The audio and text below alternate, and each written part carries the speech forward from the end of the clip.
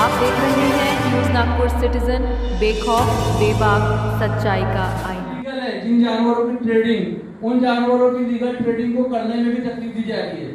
हमारे लिए भी इस कॉन्सेप्ट इस तरीके से फैलाया जा रहा है कि हम लोग जो जानवरों के ऊपर बैन लगाया गया उनको काटने की परमिशन मांगने के लिए हड़ताल उठाए। हमारी परमिशन वो मांगना नहीं है, हमारा मुद्दा वो नहीं है। इस कॉन्सेप्ट को इस तरीके से फैलाया गया है कि हमारी बात को सुना ही नहीं जा रहा है, सुना भी नहीं जा रहा है और हमारी बात को आगे पहुंचाने भी नहीं दिया जा रहा है। हमारी बात सिर्फ सोशल मीडिया पर चल रही है, नेशनल मीडिया पे हमने अपनी बात को रखा, उसके बाद में भी उसको उन लोगों ने शायद नहीं किया, मतलब उसको आउट नहीं किया, उन लोगों ने उसको दबाया गया है। तो किसी भी तरीके से हमारी बात, हमने देवेंद्र फडणवीस साहब से मिले, उनसे मुलाकात की, उनसे हमने निवेदन दिए कि हमको एक मीटिंग कॉल कीजिए, हमें अपनी बात रखने का मौका दीजिए।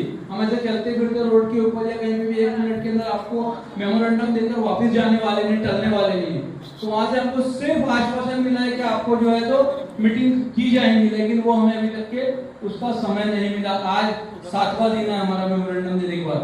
नितिन गडकरी साहब को भी हमने संडे के दिन दिया, उनके तरफ से सिर्फ आश्वासन मिला है। तो हमारी खैर खबर नहीं ली जा रही है। सरकार के आपने जो कानून लागू किया है 1995, उसमें भी जो राइट है उसका भी हनन हो रहा है। हमारा जितने अधिकार है उसका हनन हो रहा है, वो अधिकारों का हनन नहीं होना चाहिए। इसीलिए हम लोग जो है हड़ताल के ऊपर है। हमारी खैर खबर अगर नहीं ली जा रही है तो इसका मतलब ये नहीं है कि आप हमेशा रहोगे। जो आज साहिब मसनद है कल नहीं होंगे, जो आज साहिब मसनद है कल नहीं होंगे। किराएदार है, जाती मकान थोड़ी है। 4-6 महीने जो लोग बुद्धिजीवी है, जिन लोगों को समझ है इस चीज की, 4-6 महीने इनके पास है। 4-6 महीने में इनका कुछ ना कुछ अलट पलट होने वाला है। और ये बात को हम सिर्फ दावा नहीं कर रहे, दुआ कर रहे हैं अल्लाह तबारक व तआला के घर के सामने। आप सबसे दरखास्त करता हूँ कि आप एक बार आमीन कहें कि ये जो जातिवाद फैलाने वाली सरकार है, ये जो हम लोगों के साथ जुल्म सितम करने वाली सरकार है। महाराष्ट्र चूंकि हिंदुस्तान का इकोनॉमिक हब है, एक्सपोर्ट का रेवेन्यू सबसे ज्यादा जो महाराष्ट्र जनरेट करता है और पिछले कई 3 क्वार्टर से डायमंड जीरो जनरेट कर रहा है। डायमंड जो है, डायमंड के एक्सपोर्ट से जीरो हो रहा है। बासमती 8% से लेके 6% पे आ गया है। सिर्फ वाहिद एक लौता एक ऐसा ट्रेड है जो बीफ है, जो 4 से लेके 6.5 पे उठा है। तो अभी फिलहाल हमारी बिरादरी के जो भी मसले हैं वो सरकार के कान पे जू नहीं रही। यह बड़ी ढीठ सरकार है, बड़ी बेशर्म सरकार है में भी और सेंटर में भी, उनके कान पे जू रेंगने वाली है नहीं। जब तक हम इनका एक्सपोर्ट रेवेन्यू नहीं रोकते, उसको लेके हम लोगों ने जेएनपीटी पे हम लोगों ने तरतीब बनाए हैं कि हम जेएनपीटी से जो एक्सपोर्ट होता है बीफ, फ्रोजन बीफ या एनिमल प्रोडक्ट्स, हम उसको रोकेंगे। 70% of the product, animal product, वो जेएनपीटी से जाता है और जिसका रेवेन्यू साहब आपको सुन के हैरत होगी, 43,000 करोड़ ओनली महाराष्ट्र।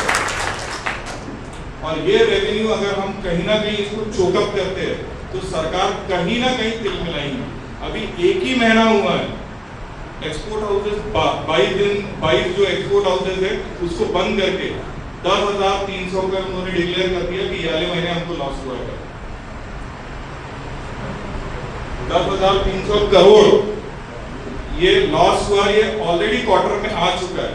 तो साहब हमको आपसे गुजारिश है कि ये लड़ाई अब जो हम जेएनपीटी पे लड़ने वाले हैं उसमें आपका हमको सहयोग चाहिए। बस ये बात आपके सामने रखना था। से आए और आकर चले गए, लगता है जंगल में कोई शेर पुराना आया है।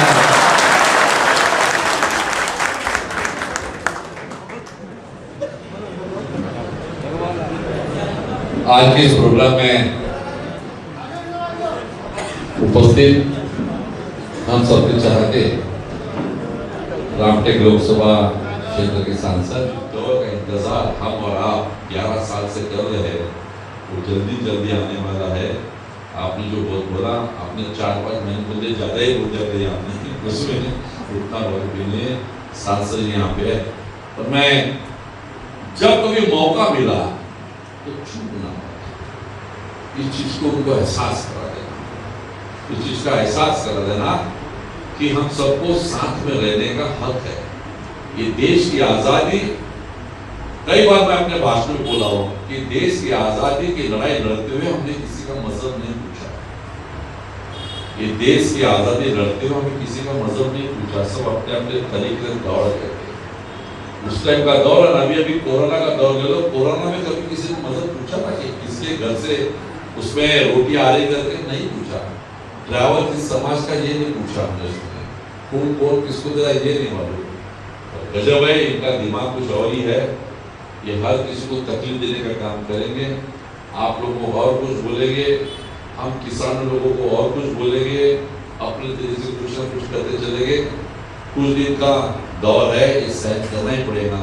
पर मैं शासन जी को बोलूँगा, सुरेश घोष जी को बोलूँगा, मैं अवंती करता है आप लोग सभी, मैं आपको बोलूँगा जरा लीगल इसको करेंगे कि भाई एक बार हमने पर्ची भर दी है तो हमारा हक बनता हो। नहीं तुमने पर्ची ली खाएगी, तुमने हमारे पैसे लिए खाएगी। मार्केट कमेटी की बात तो मैं जरूर सब मार्केट कमेटी को यही बोलूंगा कि आपको जो रिसिप्ट देंगे वो पूरा और उसमें कुछ चेंज करना हो तो आप जरा ड्राफ्ट दे देना। जो कानूनन कल इन्होंने यदि गड़बड़ी की तो मार्केट कमेटी की जो पर्ची है उसके तहत कोर्ट में मदद हो जाएगी। आप वैसा मार्केट कमेटी में वैसी जो चिट्ठी आपकी उसमें कानून और बहुत कुछ लिखना था तो लिख के देंगे, हम अपने जरूरत करें। हमारा साथ में मिलके इस अन्याय के खिलाफ जरूर लड़ेंगे। मैं ऐसा कहता हूँ, आप लोगों का भाईचारा, आप लोगों का प्रेम, आप लोगों का अपनापन ऐसा ही बरकरार करने के लिए ऊपर वाले ने हमें पूरी सुविधा देना चाहिए। आपने जो पत्र दिए वो पत्रों को हमने भेज भी दिया। जैसे आरिफ भाई ने मुझे उस दिन दिया, उसी दिन मैंने उनके सामने ही व्हाट्सएप कर दिया, क्वेश्चन लगाने के लिए बोल दिया, क्योंकि हमें कोई डर नहीं है आपका प्रश्न उठाने के लिए। न्याय की बात करने के लिए चाहे वो कोई भी समाज हो, उसके लिए हम खड़े रहना है।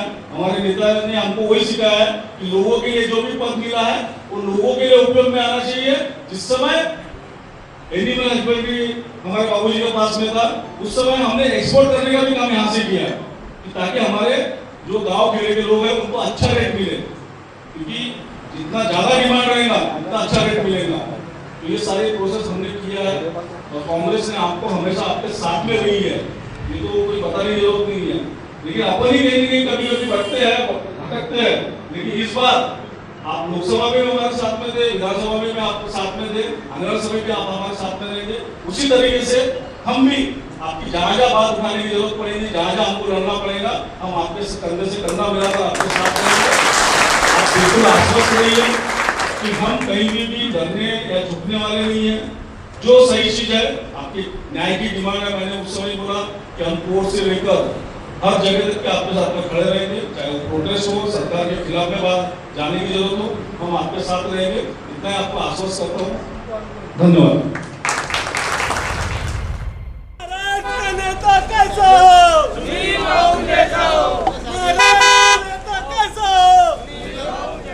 सुनील बाबू आगे बढ़ो।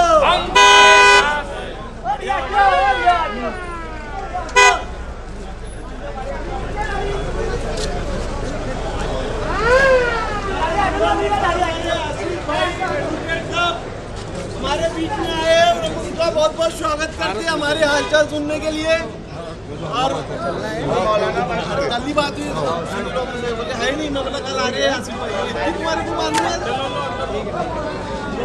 आसिफ भाई का नहीं